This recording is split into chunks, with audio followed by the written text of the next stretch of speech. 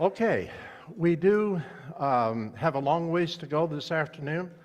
I want to say thanks for coming. I want to say especially thanks for your willingness to give up your Sunday afternoon naps. You are going to give up your Sunday afternoon naps, aren't you? If somebody else forgets that, why don't you kind of remind them a little bit? You know how to do that one. Okay, now I'm going to talk here for a second, and while he's doing that, Pastor is going to put up a couple of slides. You heard me talk this morning, but here's a little bit of a background of some of the things I've done over the years, and some of that thumbnail I talked about. Whenever we enter into a capital campaign, there is a great potential for misunderstanding. Now, please understand, there will not be anything personal from me or anybody else that's a part of the campaign that will be purposely offensive. But I never know where somebody has a real sensitive nerve. You know, when you've been hurt, sometimes you have a real sensitive nerve on that. So somebody may be dealing with some financial issues, and we say something, and you kind of get ouchy about it. Please understand, it's not purposeful. It's not intentional. Years ago, when we moved from Dillsboro, Indiana, and it was about the size of what you can imagine, up to Newcastle, they had a going away event for us. My wife's father had pastored the church for 27 years, and then we stayed on for a few more years. So there's about 35 years of the Walker influence in that congregation. So they wanted to have something to honor the occasion. And one of the things, my family sings, but I got a problem. I don't sing. I expect I hit all the notes, but not in the right order, and not where they're supposed to be. So I purposely keep it low so I don't mess somebody else up near me. But they wanted the whole family to sing. Well, there are 5 of us, so we decided we'd choose an old hymn that I knew, and I thought I could follow along pretty well. Heather would sing lead, she'd stand alongside of me, and then the others. So as we started to sing, we got about halfway through the song, and Heather reached over, took my hand, and squeezed it. Now, you know my very first thought? I'm off. But I couldn't hear it. So I softened a bit, and then she squeezed my hand again. I said, boy, it must be bad. And so I softened again, but I still couldn't hear it. And then she squeezed, and I softened, and she squeezed, and I softened. By the time we got through the song, I was barely whispering. So at lunchtime, I said, Heather, was I really that far off? She said, what do you mean, Dad? I said, well, you squeezed my hand. I assumed I was off. Oh, no, Dad, I just wanted to tell you that I loved you. I said, well, that's great. I appreciate that, but you kept squeezing. She said, yeah, I heard you getting softer and softer, so I figured you're getting scared. I just wanted to reassure you. So everything she did, she intended for good. But I didn't take it that way at first, because I have a very sensitive nerve. I know that I can't sing. So I just want you to know that there's nothing purposefully offensive in this. All right, the agenda for this afternoon, you heard me say it this morning, is 5-fold. And I want to look at these in order. The first, we're going to talk about the keys to the success of the campaign. And then we're going to talk about stewardship, and specifically sacrificial giving, and how to know what to give. We're going to identify the different teams of the campaign. Now, when we do that, we're going to talk about the type of people that we need on the teams. And we're going to give you a form you can fill out, and if there are any that are interest to you, we want you to let us know that. And then we're going to have a survey of interest so that we can have your feedback on some things relative to the church. And then we're going to talk about events and timetable. So we've got a couple of hours that are packed full of information. So if you're okay with that, then let's talk about it. Now, the points to ponder, a page that you have over in front and back, are designed to help keep you up to speed, but there is a whole lot more than what you could possibly write on there. Many people assume they already know what to expect in a capital campaign.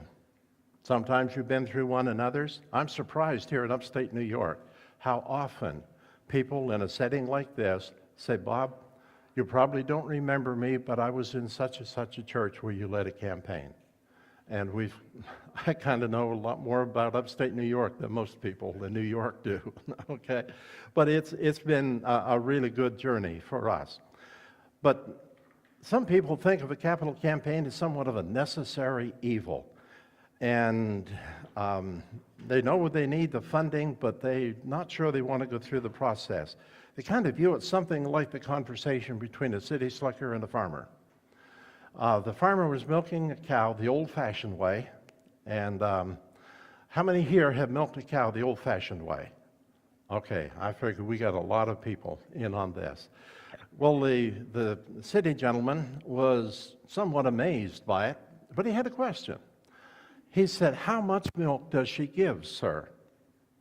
Well, the farmer had a stroke of brilliance, and he said, nothing willingly. But if you tie her to kind of keep her here and give her some feed to occupy her, you can squeeze out a few gallons, and she feels a whole lot better when it's over. Our approach is not that way. We want to help you give because you want to, not because you feel squeezed to. Okay? That's an amen point. You missed that one. All right, now here's what I'm going to be doing throughout the campaign.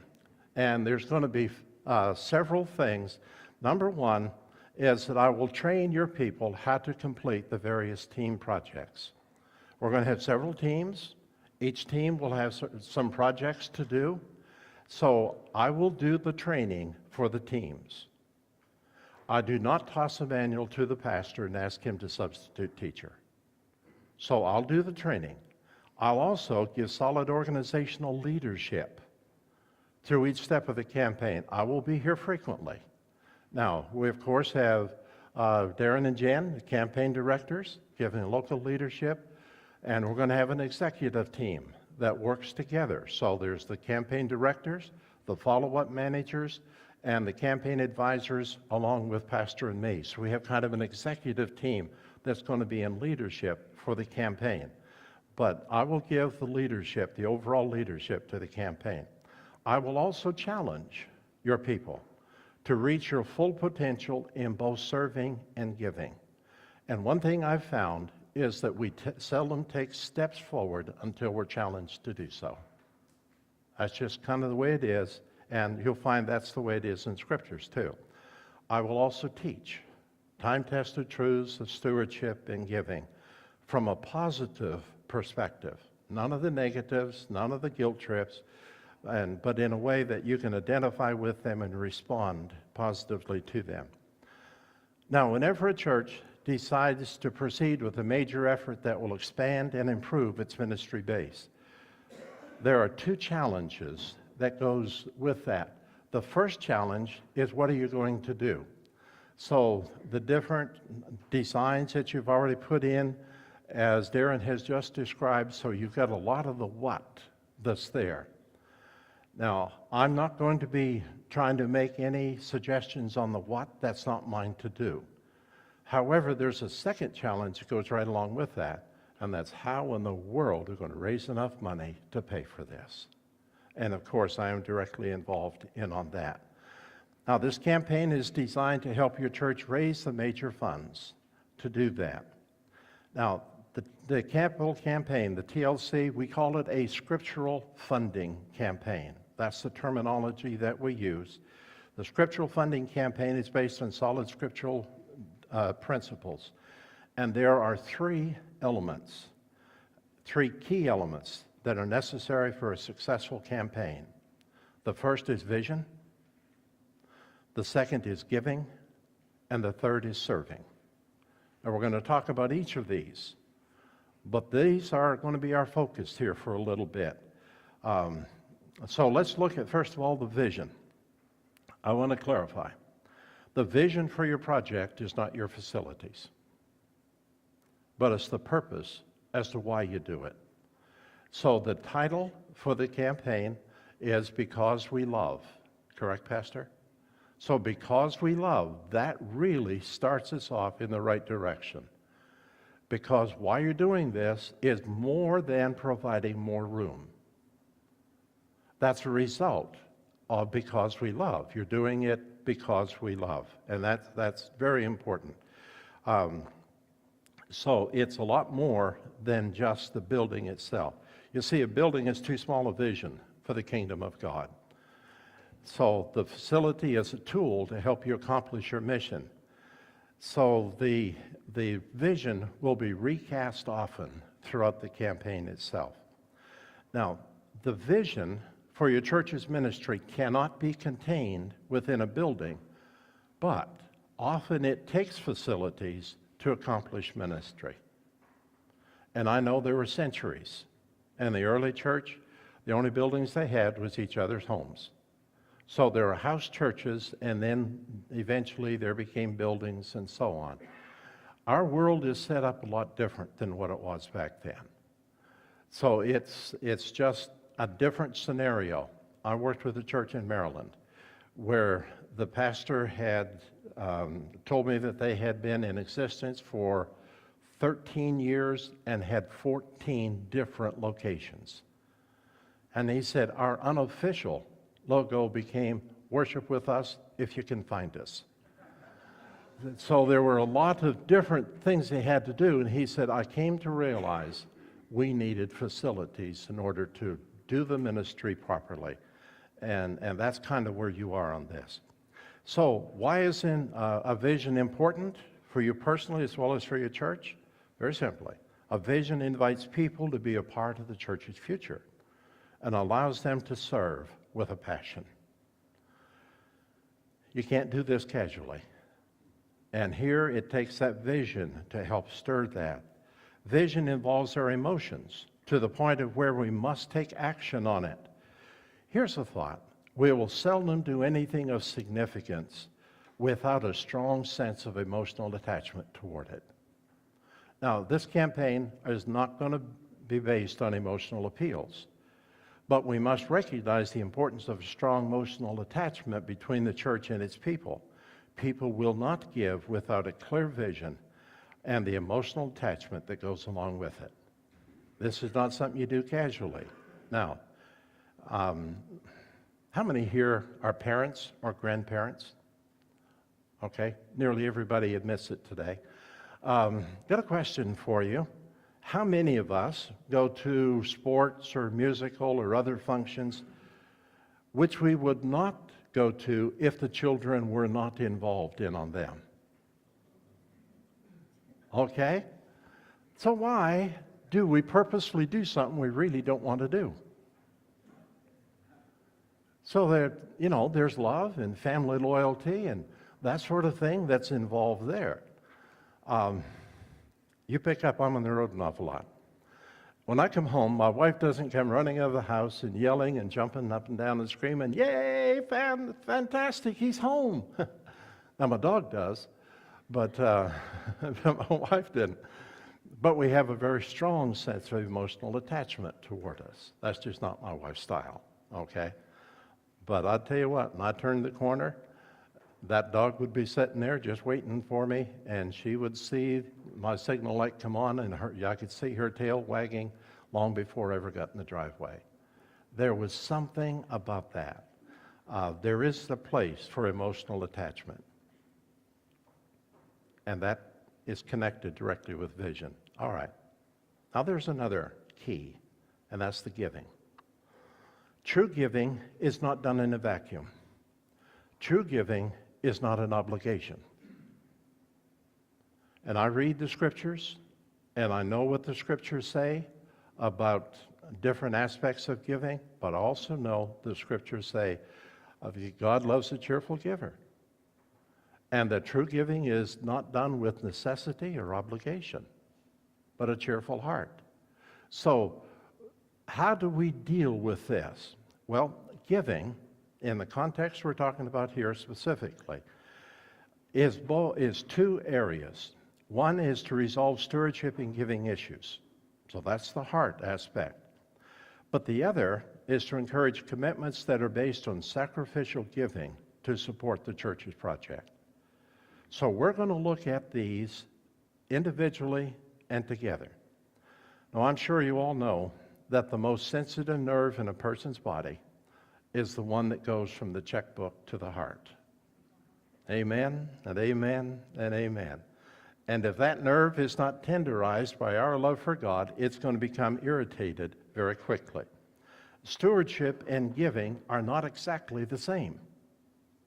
I know a lot of people try to say they are, but they're not exactly the same. A good steward will also be a good giver, but a good giver is not necessarily a good steward. We are to be stewards first and then good givers because we are good stewards. Stewardship is the big picture. Giving is one way to express that. So let's look at the first part of giving, of stewardship. And that are the biblical principles of stewardship. There are 4 primary scriptural principles related to stewardship. The very first, God owns it all. Boy, that's easy to say and hard to do. God owns it all. We tend to have a possessive attitude toward those things that we think belong to us. To help us keep material possessions in proper perspective, God frequently reminds us that it's His. For example, Psalm 24, verse 1, "The earth is the Lord's and everything in it, the world and all who live in it." Boy, now that's pretty encompassing. I mean, there's nobody or nothing that's left out of that statement. In Psalm 50, verse 10, "For every animal of the forest is mine, and the cattle on 1,000 hills." Haggai chapter 2, verse 8, "The silver is mine, and the gold is mine, declares the Lord Almighty."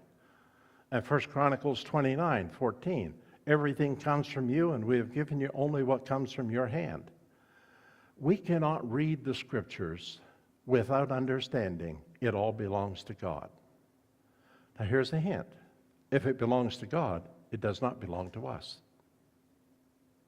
So if it belongs to God and we try to be possessive of it, then we are infringing on what rightly belongs to God. So what does that mean as far as what's our relationship to it? The second principle is that we are stewards and managers.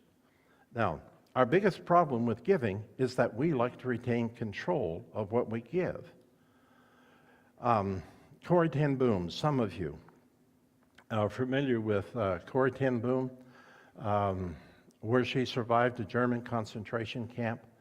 And she said afterward, and after she wrote her book and so on, she said that she had learned not to grasp the things of this world too tightly, for it hurt too much when God had to pry her fingers off of them.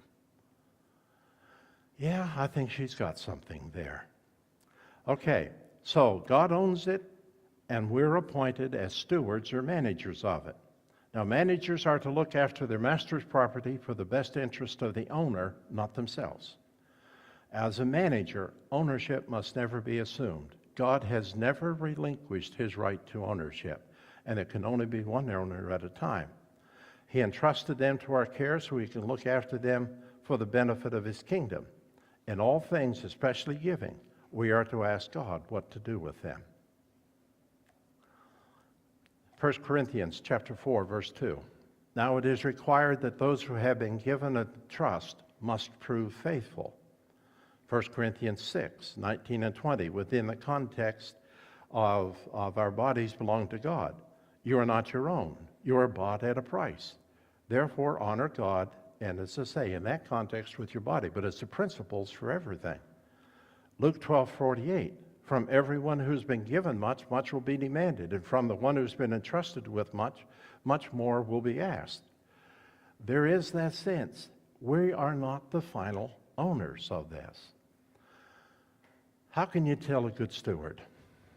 A bishop, did not happen to be United Methodist, told us one day, just before the Depression, about one of their poor pastors in Pennsylvania bought a field, He had driven by that field several times. Every time he drove by it and he felt the urge to buy it, and he fought with himself. He said, no, I can't afford it. I don't want it. I don't need it. I don't want to buy it.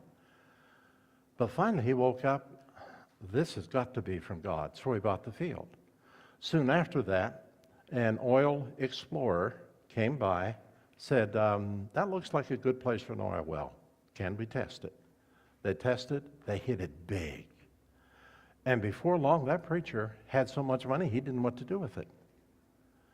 And then it dawned on him what was happening, that God was giving him an oil well to help support the kingdom cause, because by then, the Depression had come, and one of the first casualties of the Depression was missions work.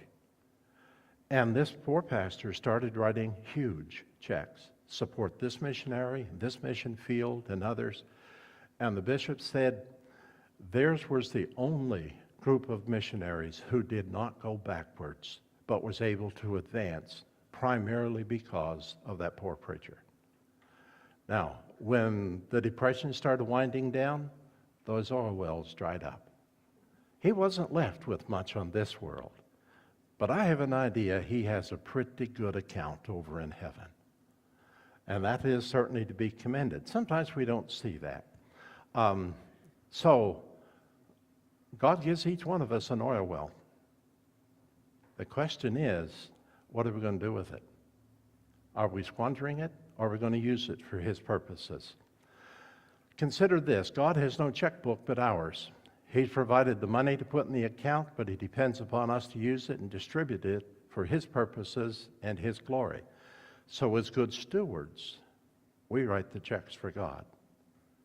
So when you're writing a check, okay, is this going to be what God wants? Is this going to bring glory to God? It does make you stop and think. All right, the third aspect, the third principle of stewardship. The first is ownership. God owns it. The second, He has appointed us as stewards and managers. The third, we are accountable for that. God always calls His people into account for what He's given us. He checks up on us. And that's usually in the areas that we love the most. So don't be surprised when God will change what you love the most. Sometimes He'll take it away. But He will make sure that we understand it belongs to Him and not to us. 1 Chronicles 29:17, David says, I know, my God, that you test the heart and are pleased with integrity. And that is directly in relation to giving and stewardship. Jesus also tells us in Luke chapter 12, verses 20 and 21, about the rich fool farmer that did not use his possessions wisely. He had a bumper crop, and he was going to store it up and tear down his old barns and build bigger ones so he could save it.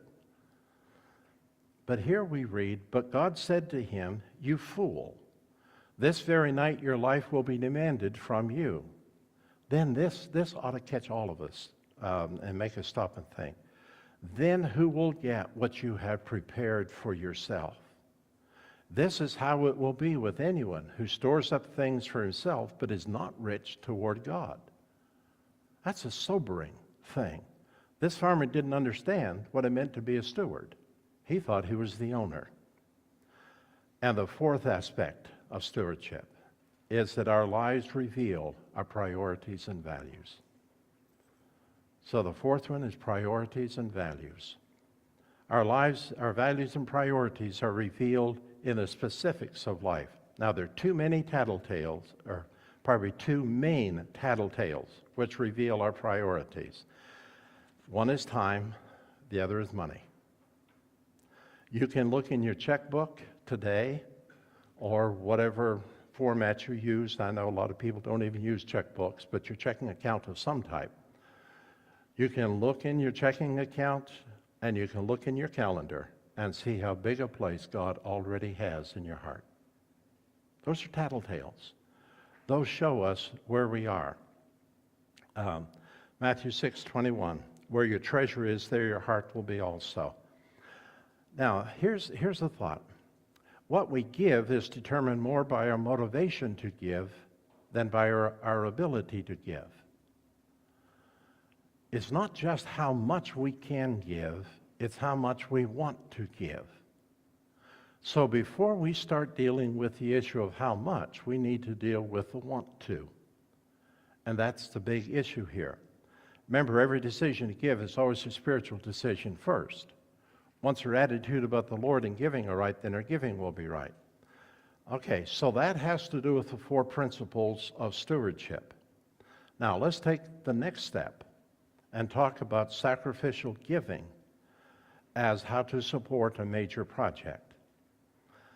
God does not always call us to be totally sacrificial, but there are times when God says, this I need you to be sacrificial in. Now, here we have, I think there's a slide coming up about the interest rates. Yes, okay. This is kind of a comparison as to how much you can raise, how much you save. Let's just say that you needed to take out a $2 million. I know that you're looking at approximately $2.2 million for the cost of the project.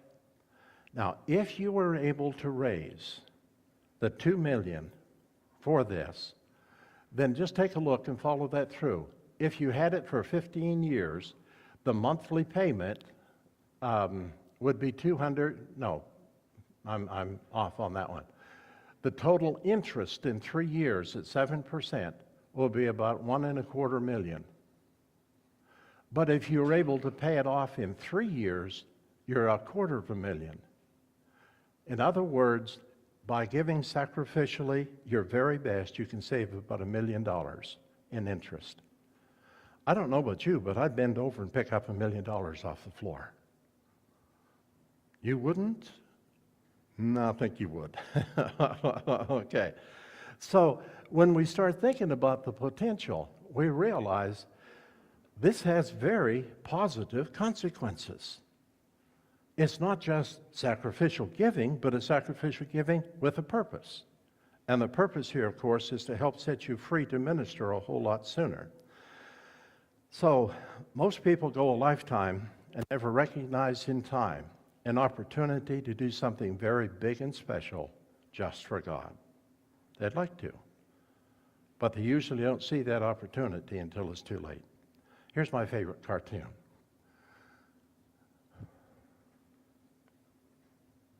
I assume you can all read it from the back? Okay. Yeah, there are some pastors who can put names on every face there. Okay. Anyway, it's my favorite cartoon for that. When it comes to giving, most people try to protect themselves. They have 2 first thoughts. The first one is, how much can I spare? And the other is, how much can I give right now? Most people cannot look in their checking account and see the kind of figures it's going to take to pay for this facility. The money is all designated someplace else. So you cannot see that balance that's there. You don't have it to spare. You know why? We've learned how to spend it all, or designate it, or put it in places that is not available. So in this campaign, we encourage people to give at a level which is sacrificial for them. The giving also needs to be over and above your regular giving. It does not help your church at all for you to change the designation on your regular giving check. Please don't do that. So what you're currently giving, please keep up with your regular giving. The church ministries depend upon that. This is over and above. This is extra in order to do it. Now, how about when you give? That's up to you. But all giving is considered over the next 36-month period. If you can give it immediately, that's wonderful. But not everybody can do that. Most people do end up giving on a more regular basis. But you can give it any way you want. Now, if possible, we're going to have First Fruit Sunday on October 28th. That's the last Sunday of October. We'd like to have a big starter offering on that date. So on October 28th, come prepared with the biggest offering that you can. So you get some time to work on that and prepare for that. Now, when can you start your giving? Anytime. Unless Pastor lets me know differently, anything given toward the building fund as of today will be recorded toward their commitment. Okay, so today is the beginning of a date. You can make your payments for that, and it will be credited. Now, leadership gifts are important to the success of any campaign. In your church, we can have the greatest possibility of success when we have some major gifts. Now, if we're looking at 2.2 million, history tells us that we need to have at least a 10% gift in order to reach that goal. So if you have somebody who can give $250,000, that is certainly a good start toward this. Now, I know that everybody can't do that. But not everybody was a widow with only 2 mites. King David gave in his day in today's world, his gold and silver totaled, I figured it up one day, over $3 billion. That's what he gave to build the temple. And we have other instances. Barnabas, for example, sold property and was able to give for that. And several did in the New Testament. So there are some King Davids and Barnabases among you who can do very substantial. So we encourage you to do your best. And you see some other things through there. We're not trying to hold anybody's feet to the fire. That's not it. But you deserve to have a pathway to financial success on this. Now, we're not going to harp about it. That's not how we do things. But that's kind of where we go on this. All right. And again, you can give any way you want to do that. Now, I know there's some people say there's no way I can be anywhere on that chart. You work it out with God. When you give what you feel God is telling you and do your very best, it's acceptable. If the willingness is there, the gift is acceptable according to what you have, not according to what you do not have. You heard me say that this morning. So this is over and above. Now, there typically, the question often comes, how can we give? Again, any way you want. But there are 3 typical ways that people find ways to give. First of all is income. So you set aside a certain amount out of your regular income, you change your lifestyle, rearrange your priorities, and there are certain items, this is what you're going to be able to do. So you can give in that way. I think of, there's many illustrations here, but I'll just share one with you. When I very first started in this ministry 33 years ago, I still remember a conversation I had in the old Pittsburgh airport. I was brand new, but I was put out in the field. And I was on a connecting flight, and as men do, another gentleman and I fell in conversation. And we asked each other what we did. When I told him, he said, "Oh, capital campaigns. We went through one of those campaigns in our church a few years ago." I said, "You did?" He said, "Yeah." I said, "How'd it go?" And he said, "Great." He said, "I still remember my sacrifice." I said, "Okay." He said, "Yeah, I bought the Lord a brand new car." That kind of caught me off guard. I didn't know what he was talking about. In my theology, God had transportation already worked out. And he really didn't need a car to get around. So I said, "What do you mean you gave the Lord a brand new car?" He said, "Well, I was used to having a new car every year or two. I'd just trade up." He said, "This time I kept my old car instead of buying new, and I made payments to the church just as if I were buying a new car." I said, "Really?" He said, "Yeah, and I bought the Lord a pretty nice car too." So I said, "Okay." I said, "How'd that go for you?" He said, "I've never had a new car since." And I got scared. Because I was wondering, am I asking people to do something unreasonable. But I was too deep in a conversation. I couldn't stop.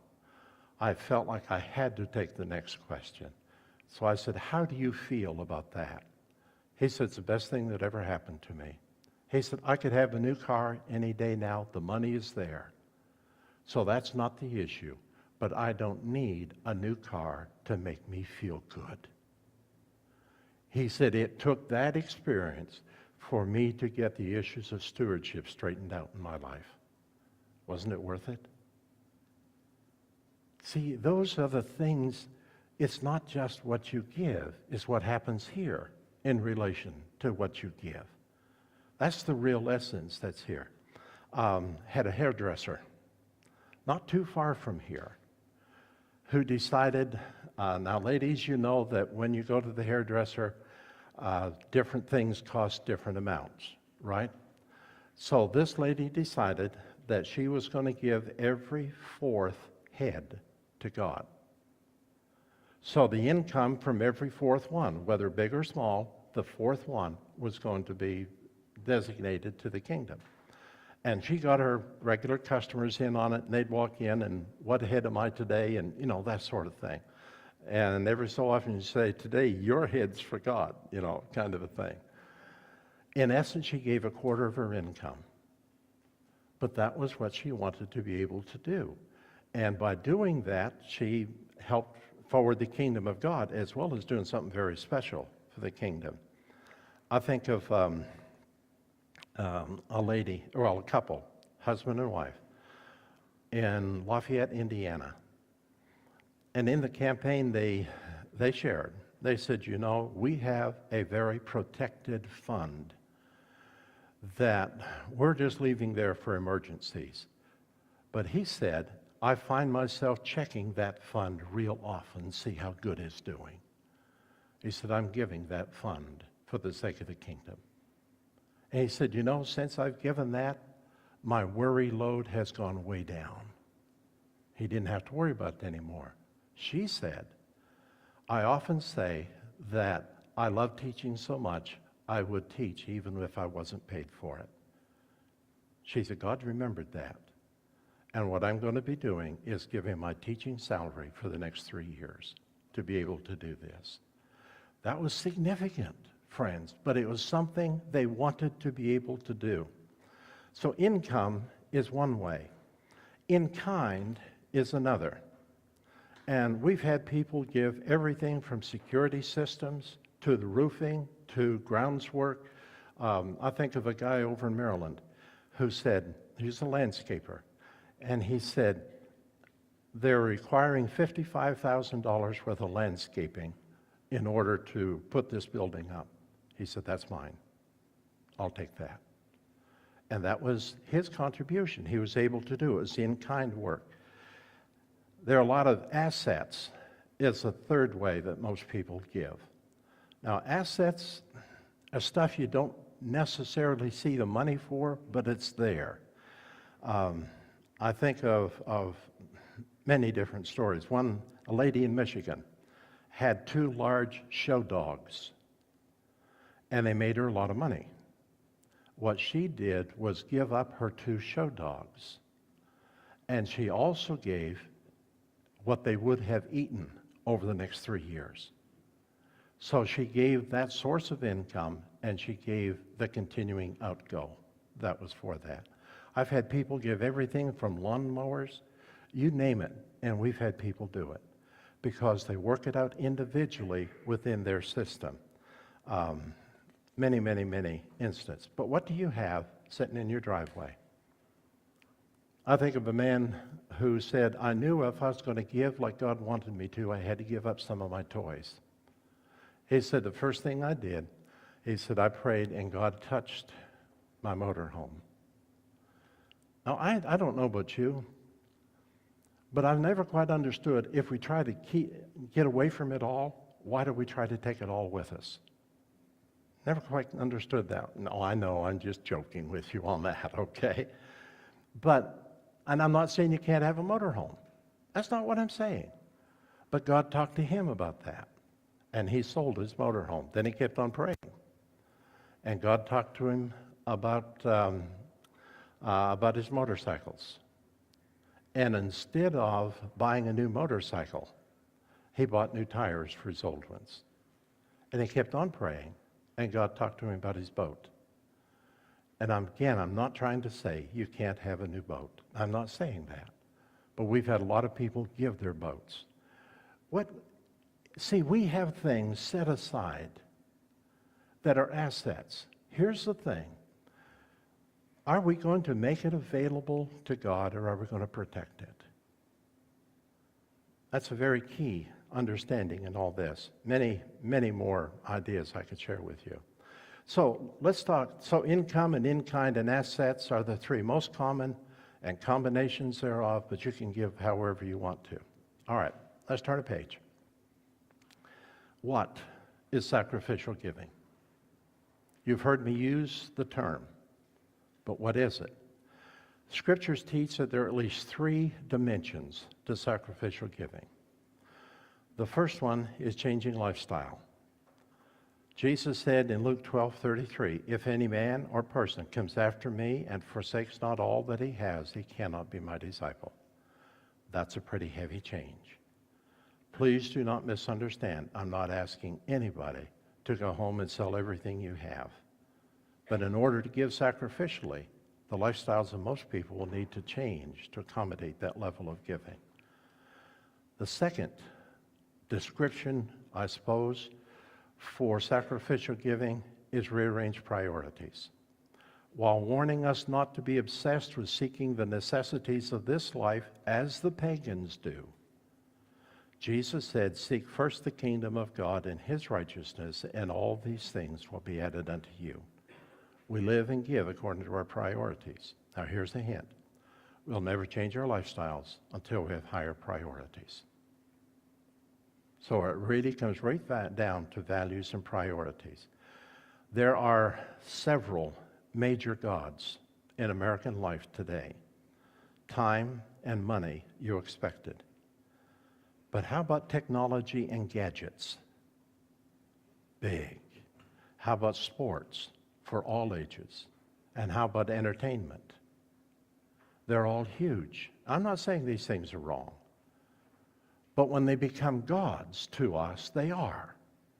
So a matter of keeping these things in proper perspective, and God is the primary one. Here's a little hint. We seldom have enough time and money for all the things we like to do. But we always have enough time and money for what's number one. So for the real question in this campaign is what's number one? Who's number one? That's God.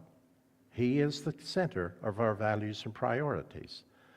I think of a guy over here in Sugar Creek, Ohio. He owned 3 businesses. And he was a very good handyman. He was so busy, he didn't have time to do the repair work in his own hands, on his own house. Even the ones he could do himself. But he realized the importance of what God was doing in their community. And when we asked him to serve as campaign director, he said, frankly, I don't have the time, but I will make the time. And he took the time and did great and gave an additional $200,000 for the building of the kingdom. All right, the third part of sacrificial giving is identify something specific to give up for the sake of the kingdom. It's not just trying to squeeze some extra money out of an already tight budget. It's looking at that budget and saying, God, what can we rearrange? What can we give up? David said, I will not offer sacrifices unto the Lord my God of that which costs me nothing. So he was able to do something very significant. Okay. Now, our theme. So there are 3 ideas, concepts about sacrificial giving: changing your lifestyle, rearranging values and priorities, and giving up something of importance. Our theme, and you're going to see it everywhere we go, equal sacrifice, not equal gifts. Everybody cannot give the same amount. We don't anticipate that, we don't expect that. But everybody can and should give something that's appropriate for you. in your situation. And I know that the idea of giving at a sacrificial level is very countercultural to us. When you tell your friends, we're going to be able to build that new Project 2020 and expand our ministry, and the best part of it, we're going to be able to give sacrificially to support it. Isn't that wonderful? What's your friends going to say? You crazy? Because our world strives for luxury, ease, and convenience. We think that if we don't have things bigger and better and more this year than last year, then somehow we're a failure. But that's not the way God works. Giving seems to be a lost concept. I want to share just one thought with you from a guy over in Missouri, one of my very first campaigns. The man said, 18 years ago, I gave everything I had or ever would have to God, and God has blessed me abundantly. And he said, and now we have the opportunity to do something for him. I think maybe our batteries might be getting a little weak in on this. So he gave $150,000 back then. But then he said this, what difference does it make at the end of life if my pile of ashes is bigger than your pile of ashes? An interesting way to look at it, isn't it? He said the old saying, he who ends up with the most toys wins. He said, I asked, wins what? We cannot take this with us. I've never seen a hearse pulling a U-Haul. You see, we have to send the money ahead in order for it to be credited in our heavenly account. And a lot of people somehow don't understand that we have a heavenly account that needs to be have a deposits into it. I think somebody's trying to get to me somewhere. Okay, maybe not. All right. So his comments I thought were pretty good.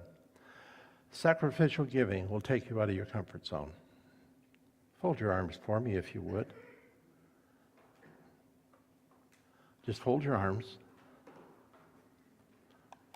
And I'm going to talk up so you can hear me a little bit better without this. Can you all hear me now?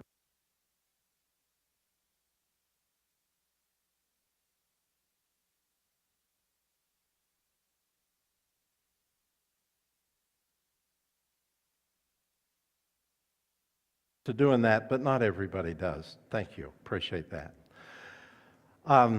Our generation has learned to do one thing better than anybody else. We've learned to perfect the art of complaining. We complain so much about what we do not have and think we deserve that we forget the abundance we already have. If we're waiting to be fully satisfied, that'll never happen. We'll never have enough. Remember, one of the Rockefellers was asked the question, how much is enough? Do you remember the answer? Just a little bit more. That seems to be the cry of the human heart. Did you know, how many here have ever been on a treadmill? Did you know that the treadmill was originally designed as punishment for criminals? My wife says, yeah, weight criminals. Okay. And then they realized that the prisoners were doing really well on it. So somebody had the bright idea, let's market this and sell it to the public. Okay, how many of you have been in a big parking lot, maybe a Walmart or Myers or some big grocery store, and you just happen to notice somebody driving through the parking lot 3 or 4 times so they can park 2 spaces closer to the door? Have you ever seen, have you done that? Okay, and I know I've heard the philosophy, we deserve the best kind of thing. But then somehow they go inside and buy exercise equipment. Okay. We need to remember what Psalm 62:10 says. Though your riches increase, do not set your heart on them. And we have a lot of people who talk about being a self-made person. They need to remember what Deuteronomy 8:18 says. Remember the Lord your God, for it is He who gives you the ability to produce wealth. Perhaps you don't know where more money will come from. If you made more money, then that would be abundance, not sacrifice. You can give that abundance as well. But in this campaign, we ask you to consider sacrifice, and here's why. You can be generous without it changing you, but you cannot be sacrificial without it changing you. And this is a part of what we're doing in the campaign. We want to see change people. Our theme is developing more responsive stewardship disciples, and we do that through changed hearts. And by the way, you'll raise a fortune to help pay for your new building as well. Okay, you all see the connections? Yeah, but it starts in our hearts. All right, there are 4 questions for the commitment process. How do you know what to give? There are 4 questions, and we're going to give you this information. It's not rocket science on this. These 4 questions we call a personal stewardship journey to a sacrificial commitment. These are essentially the pathway we have found most people have taken to come to a good, solid understanding of their giving. But please be aware, as we're talking, and you work through this, nearly every family will struggle with the concepts I talk about today. The very first question, have I really, really prayed about this? Not a flippant prayer, what'll it be, Lord? Have I really prayed about it? Many of you already have in mind what you plan to give. Please lay those figures aside and start praying. And the very first thing is, Lord, I give you control. What do you want me to do with what is yours? So have I prayed about this until I have victory? The second question, will this be truly sacrificial for me and my family in our circumstances? Now that's going to vary from family to family. But will this be truly sacrificial? Remember, we identify sacrificial as changing our lifestyles, rearranging our values and priorities, and identifying something specific to give up for the kingdom. Let this be one of the biggest things you've done for your Lord in your life. If this does not change how you live and look at both your giving and your spending, then it's probably not sacrificial yet. The third question, am I willing to be obedient to what I know God wants me to do, and will I accept this major challenge to my faith?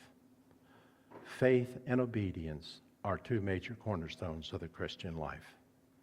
This is that still small voice in the back of our hearts where we know God's talking to us. I think of a man in Chicago.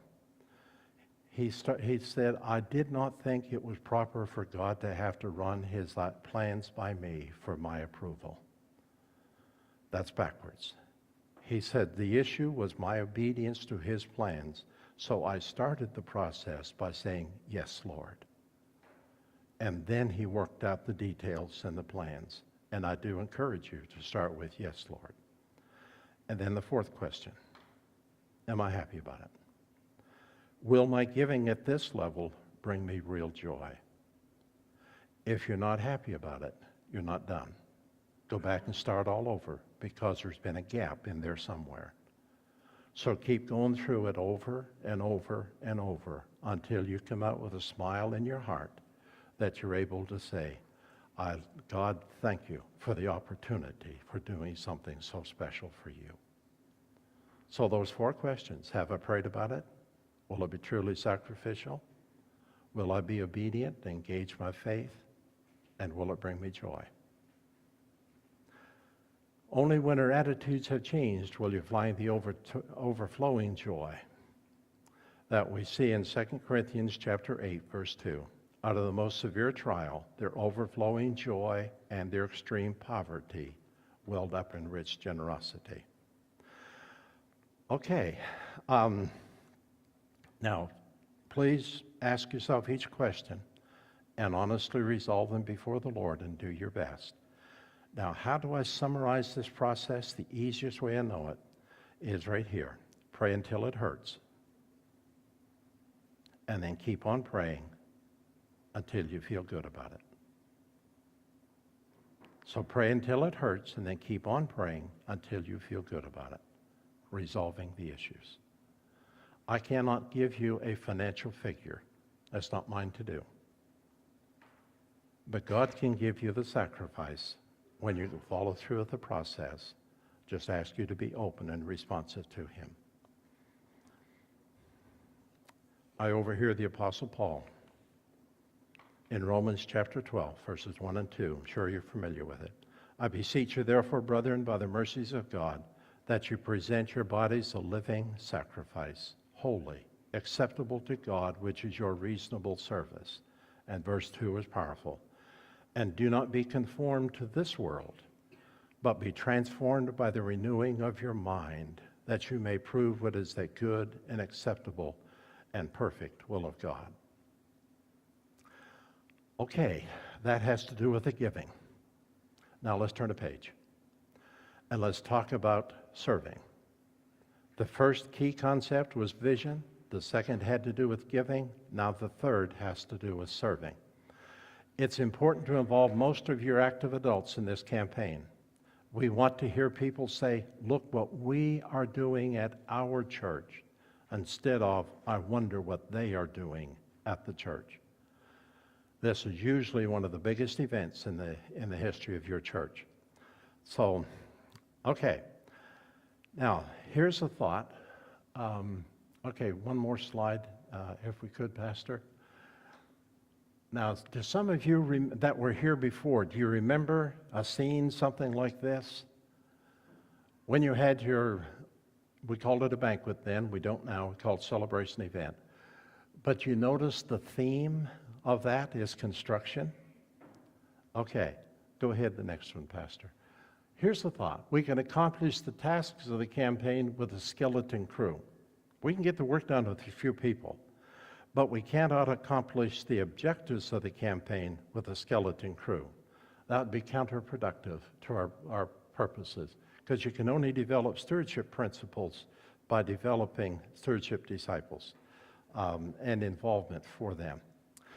Okay, now we're going to turn to the teams of the campaign. All right, I need some more volunteers to hand some stuff out. So we need a few. Okay, on that basket, you will see there. Okay, go down to the next one. There's another page just like that one, another goldenrod page. Everything above it, yes, there it is. All right, distribute those. Hand me one and divide it and distribute those. Roy. Thank you. Okay, this is a listing of the different teams.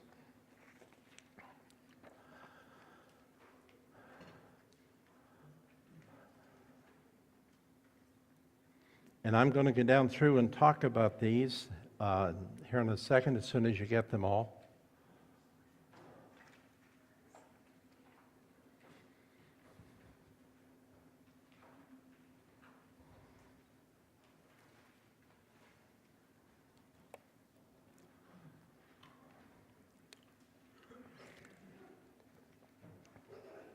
Does anyone not have one yet?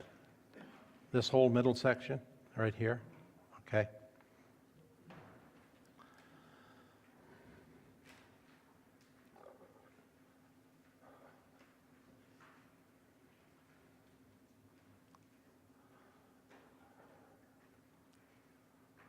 Okay. Does everybody have one now? Does anybody not have one? Okay. Now, if I could ask you, the very first thing, put your name down at the bottom. Please print. Don't fill out the rest of it yet, but put your name down at the bottom because it doesn't do us any good if you indicate which team you're interested in and we don't know who it is. Okay, now here, let me just explain a few things. We're going to be looking for the campaign cabinet. Now, the campaign cabinet is comprised of the leaders of all the teams of the campaign, plus a couple of others. So Those who we're asking to be leaders, the directors, we're going to ask them to serve, but part of their service is going to be on the campaign cabinet. All right, now, the cabinet is comprised of the leaders, but we ask the cabinet for 3 very specific commitments. The first is a spiritual commitment. The second, we're asking for a specific position. And the third, we're asking them to be leaders in the concept of sacrificial giving. And undergirding everything in the cabinet is the scriptural principle of example leadership. So this is where we start. We'll flesh this out, but we'll start with this. Then these are going to be leaders of these particular teams. Okay, now with that in mind, let me talk about the cabinet for a second. The campaign cabinet is going to be this group that we are going to ask first. And we're going to be asking them to serve. Now, we already have some people that we have identified we'd like to talk to about their positions in serving. And I believe Darren and Jen have been making some appointments. We're going to be meeting, and I'm told there's no name to the room, but you know where the handicapped restroom is? It's the room right real close to that. Okay, what do you call that room? Nobody knows, but you know where it is.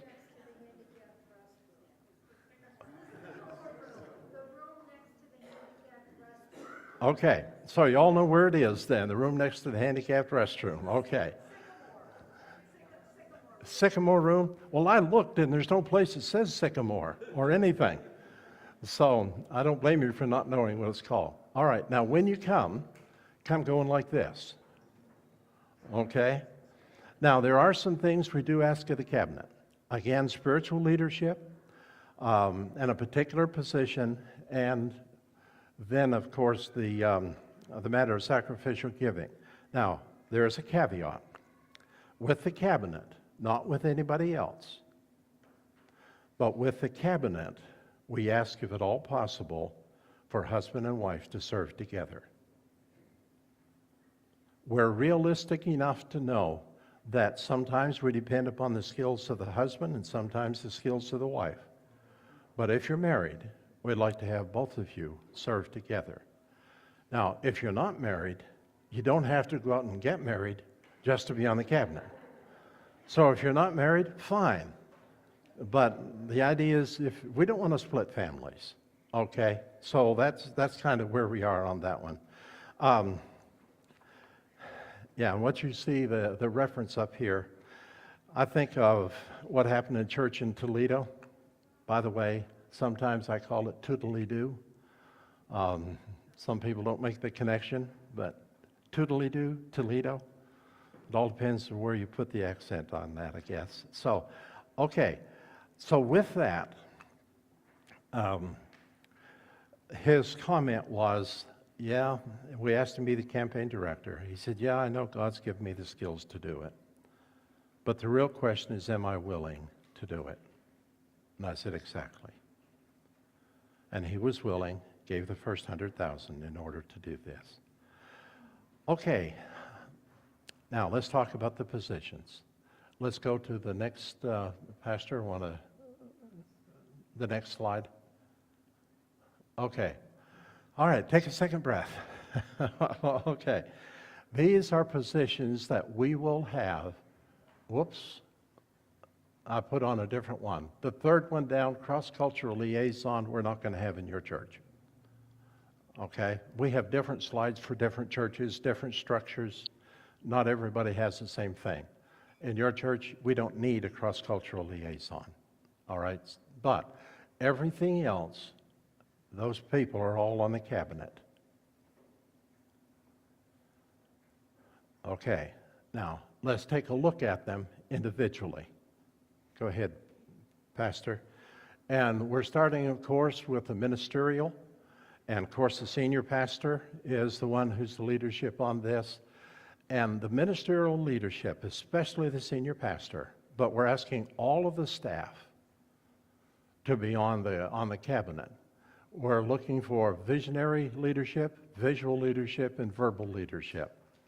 Now, sometimes we've asked the staff to serve also as a director, but we're also asking the staff to serve as resource persons for other teams. So we're kind of putting in on that. Okay, so we have the campaign, the ministerial leadership, the campaign cabinet, the leaders, the campaign directors, and that's Darren and Jan.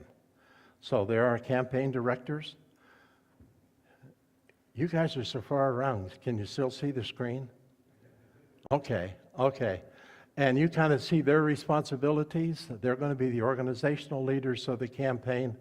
They're also the official spokespersons. Now, let me describe for a minute. Obviously, pastor is free to say whatever he wants at his own church. And I'll have some things to say throughout the campaign and the teaching and so on. But the campaign directors are the ones that says anything of an official nature relative to the campaign. They or somebody they ask to say, okay? So we want to be sure that we speak with one voice, so the campaign directors are the ones to orchestrate that. And they're also going to be checking on all the teams to make sure they're on target. Okay, let's go to the next one, and that's the campaign advisors. And we have Roy and Val that's serving as our campaign advisors, and they've been very willing to be a part of this. And I just want to say thank you, guys, for your willingness here. They don't have a specific team, but they're going to serve at the request of the campaign directors as to any spot places, so they can say, we need you here to help in this occasion. So they're going to be available, kind of roving supports in on that. And by the way, a very big thanks to Darren and Jen. We really do appreciate your willingness to do this. Okay, we've had, and I'm going to interrupt this flow for a minute because there's something I forgot to do. We've had what we call a preparation team that's done all the preparatory work bringing us to this moment. And that's Darren and Linda and Roy, along with Pastor, that have served in doing all the preparation. You probably didn't realize all that's gone into this, but they have done a great job in doing the preparation work for this. And I want to say thank you to each of them. Okay, let's go to the next, and that should be the follow-up managers. Here's a hint. The follow-up team goes for the next 3 years. The initial campaign and everybody on the cabinet, except the follow-up managers, are being asked to serve until the end of October. So this year. So there's a time limit on this. This is not something that's extended out forever. The follow-up managers, however, pick up and lead the campaign for the next 3 years. And if I understand right, I'm trying to think of your names. Yeah, you too. Okay, you were follow-up managers last time, weren't you? Okay, so they were the follow-up managers, and they're still here today. So they're the follow-up for the 3 years, and the dynamics of the campaign change, and there will be a few people working with them for the long term. Now, the follow-up managers are the assistant campaign directors, and the campaign directors are the assistant follow-up managers. So those two teams are protected. Now, the rest of the teams, we're looking for one and probably two teams, two family units to serve within each of those positions. So we're going to see co-directors, as you would for the rest of the positions. All right, and I'm not automatically assigning you guys that position. No, that's not what we're doing. Okay, and let's go to the support services. Support services is that type of position that requires good secretarial type skills. And I'm not talking about taking notes at meetings. This has to do more with the corporate secretary type. So this group will work with all the internal communications, so anything that is mailed goes through their hands. It's usually a quiet behind the scenes, the type of people who don't want publicity. That's usually the type that work well in on this. All right, let's go to the graphics. The graphics team is going to be the one you're going to see a lot of their work, because they're going to be putting together promotional type materials like the brochure and the newsletters and that sort of thing. They're going to select the colors for the campaign and do the design work and all of that. We already have a logo. I don't have it on a slide here, but I believe most of you have seen it. So I'll just refer you to your own materials on that. But this, we need here people who are creative and put together something and make it look good. We need good wordsmiths type of people to make it sound good, and we need somebody to make sure it gets done on time. Okay? All right, let's go then to publicity, and they're going to be looking at doing things internal, like within the church media, and there's community relations. Now, we're going to have a community team. They're going to work together on this, but this is nowhere near the extent of the community team. This is basic, letting the community know what's going on. They're going to be doing charts and posters, both for general use as well as some of the other teams, and some courtesy items, like an information booth that'll be coming up later on. So publicity works hand in hand with graphics, but they have a different set of tasks and projects to do. Okay, let's go with special projects. And special projects has half dozen different projects that they are going to be looking at.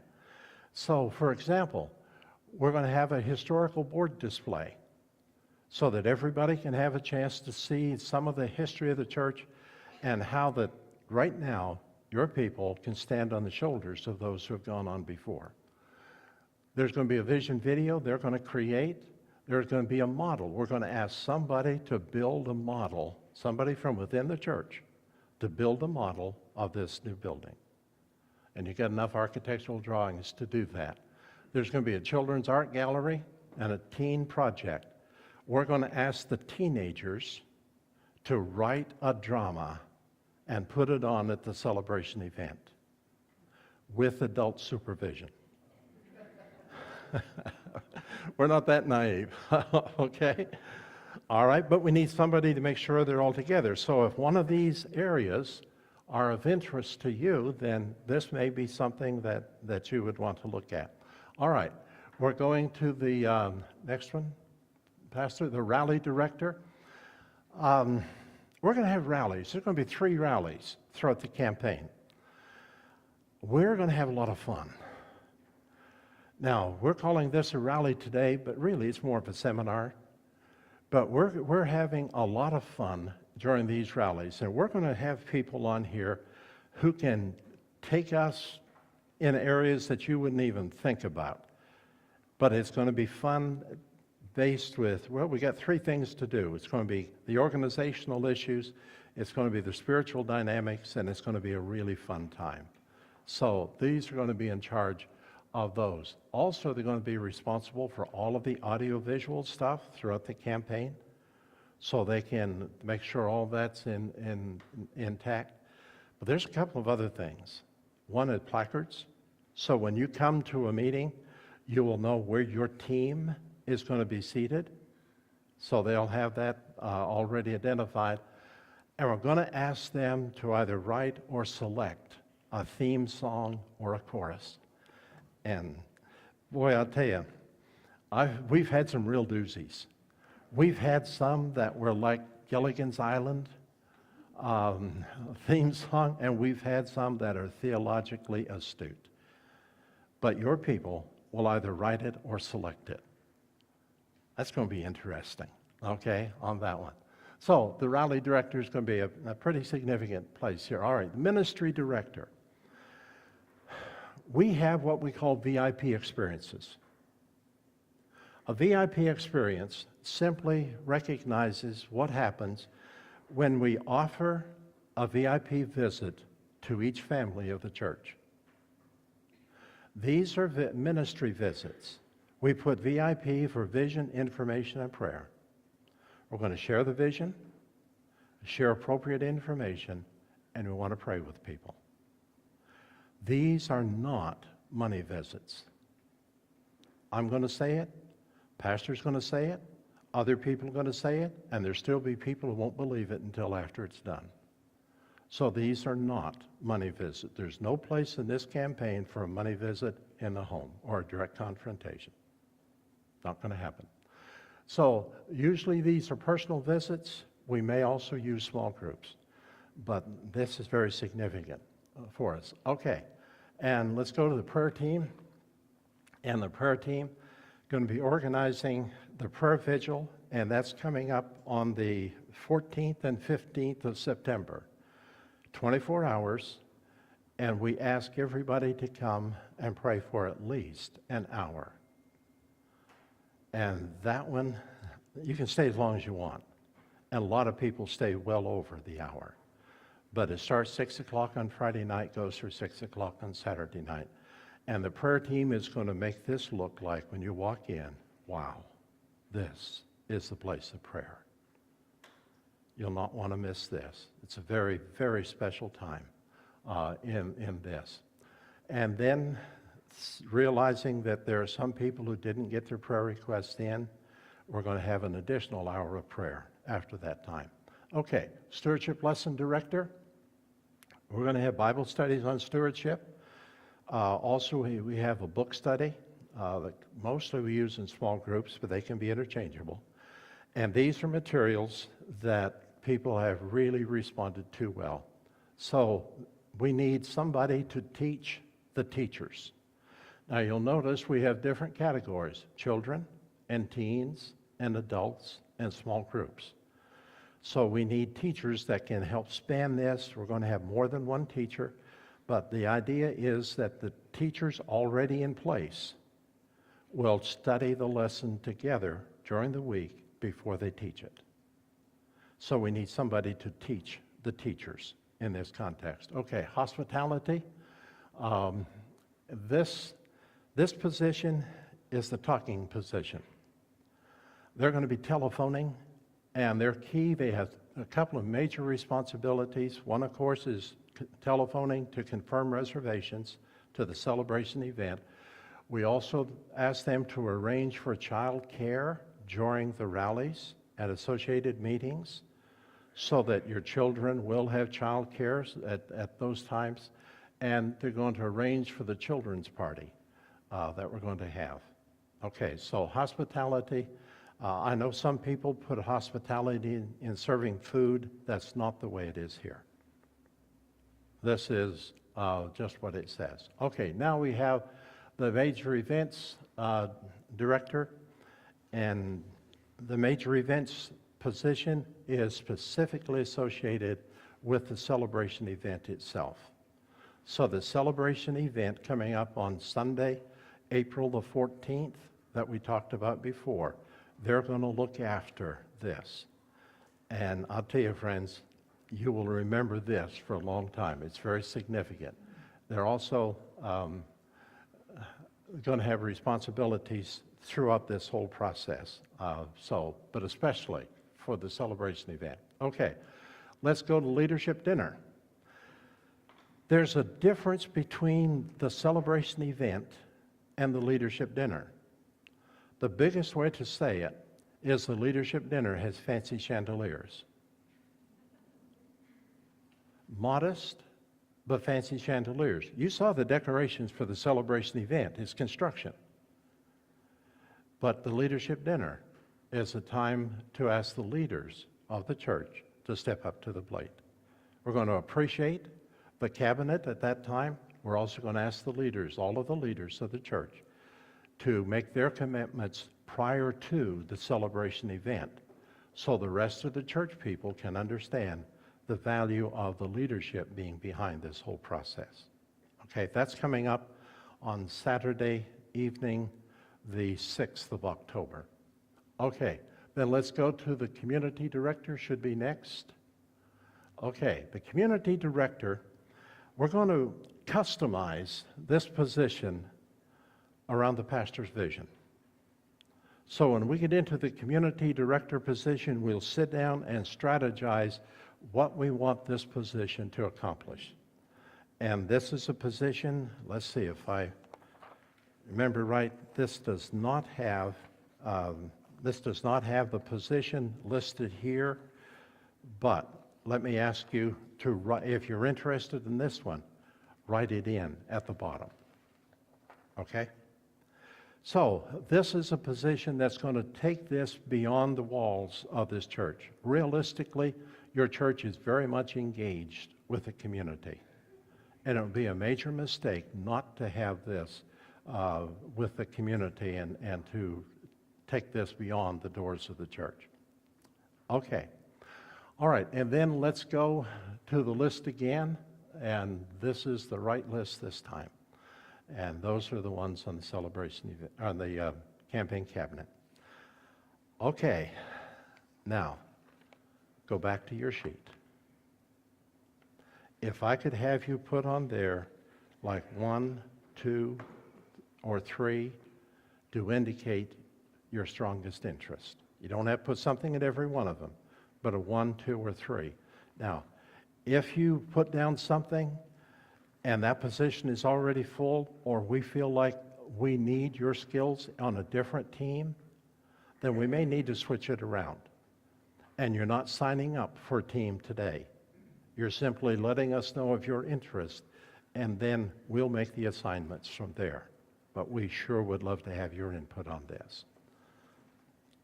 Any questions? Yes. One low or high? 1 is high. Good question. Okay. All right, now, I want to go to the next picture. All right, let's talk about time schedules for a little bit. What's happening? You've already picked up several things, but let me just kind of put it in perspective. All right, Pastor, and I'll just kind of go like that when we're ready. The planning sessions have already been completed. So that's what the preparation team has done. So they have brought us to this point. It's the preparation team that set the calendar, and we've customized the campaign because of that.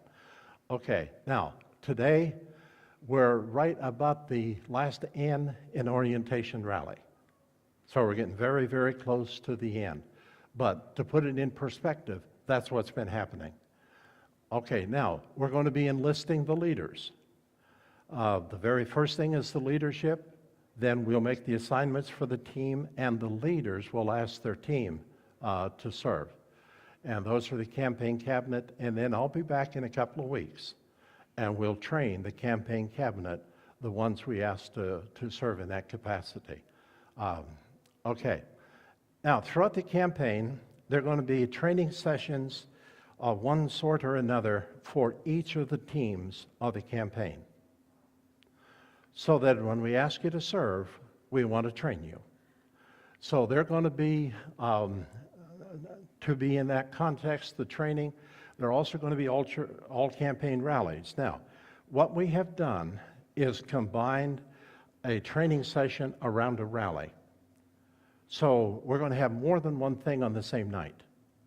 So when we have, for example, Rally 1, before the rally, we're going to have the ministry directors and the prayer vigil directors meet with us. And afterward, we're going to do some training for some other teams with that. Okay, so that's kind of where we are. So there are rallies. There are 3 particular rallies. The first one is on the 23rd of July. The second one is going to be on the 20th of August. And the third is going to be on the 24th of September. So there are rallies, and then we have other things around them.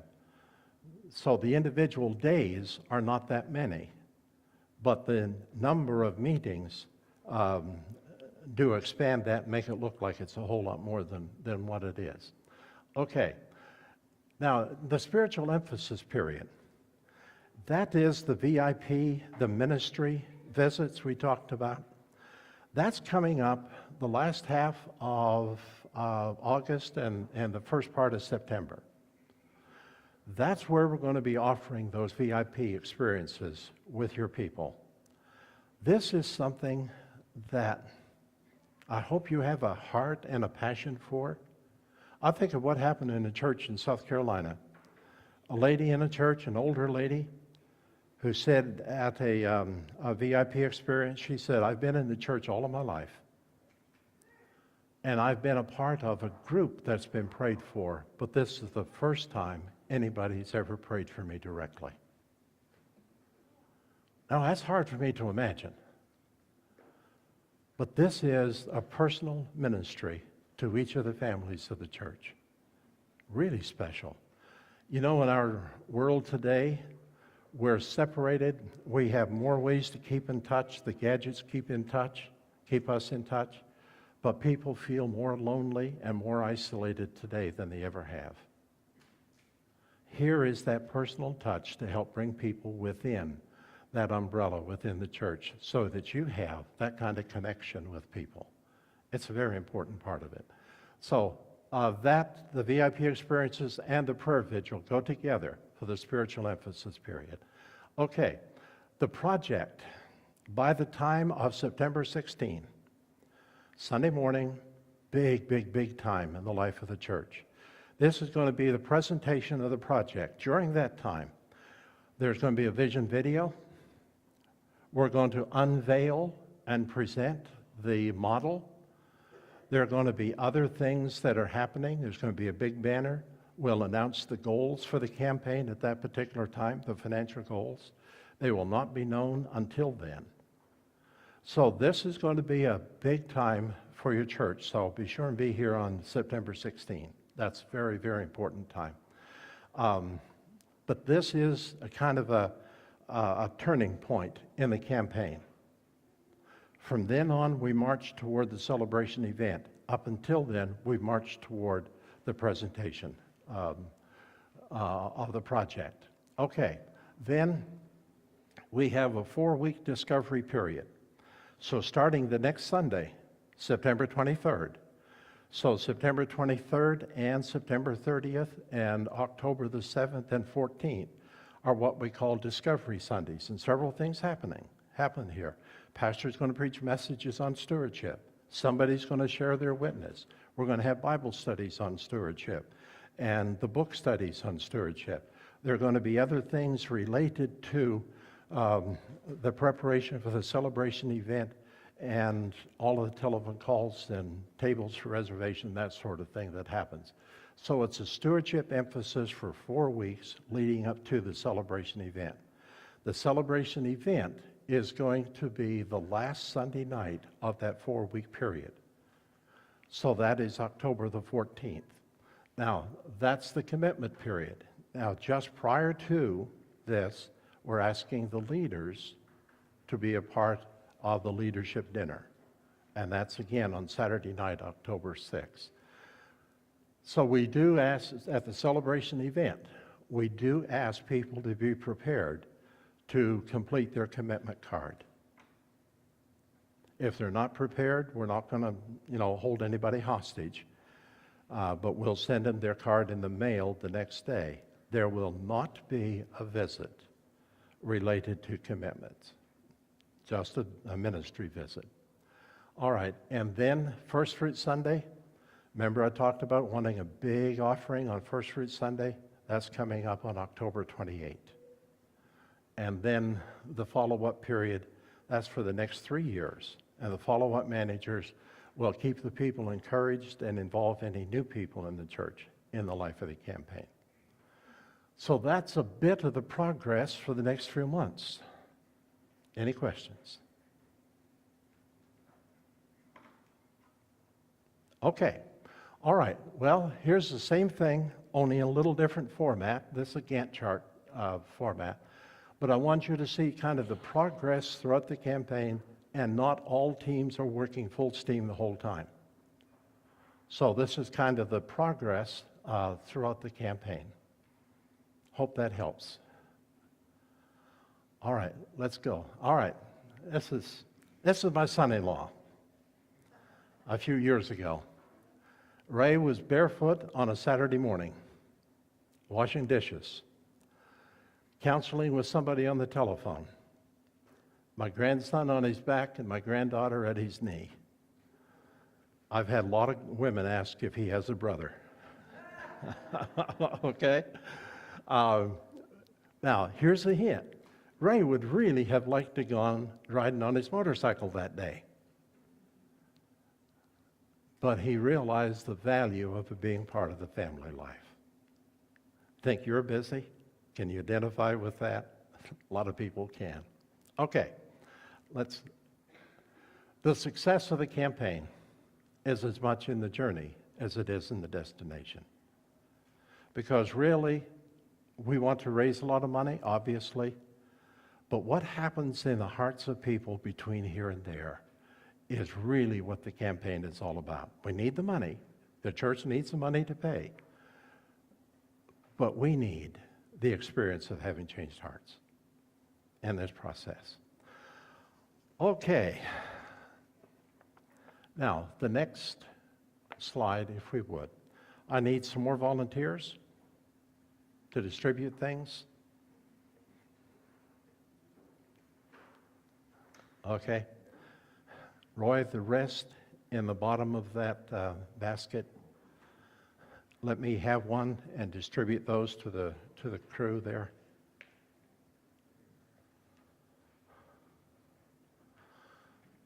Okay, thank you. Now, this is what they're handing out, so I'm just going to talk my way through it as they're handing it out. We'd like some feedback for you on this one. Please do not put your name on this.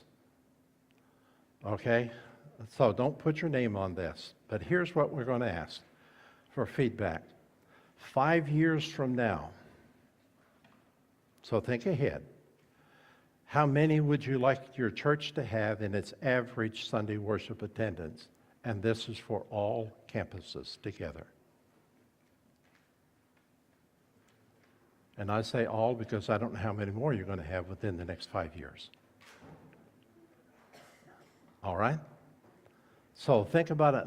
Pastor, what would you say is your average attendance now?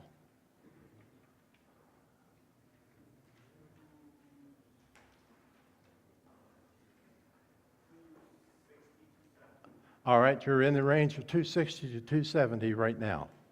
So how many would you like to have total 5 years from now? The second, what ministry programs would you like to see added to what the church is presently doing? Okay, so is there something the church is not doing that you really feel the church ought to be doing? The third one, if you're in a position to make the final decision, what would you select as the next priority of your church's ministry? Pretty self-explanatory. Number 4, I need to explain this. If you had the opportunity of changing some aspect of the present ministry or emphasis in your church, what would it be? This is a positive change. This is not a complaint form, and it's in no way trying to change personnel. Okay? I've not heard any hints of that. In every church, I have to clarify so that somebody doesn't misunderstand what this is. What are some of the positive changes that you think would be important for the church? Question 5, how much do you think your church as a whole can raise in this 3-year capital campaign? So what one figure would represent the full 3 years? Number 6, I know you came in with a figure, but what do you think your sacrificial potential would be? Just kind of put it in the bracket where it fits. Question 7, will you commit yourself today to begin praying for this tremendous challenge for yourself and your church family, and to walk personally through the spiritual journey process? Those 4 questions. Walk through them with integrity. We're at the beginning of a journey, and this is the time to start by saying, yes, Lord.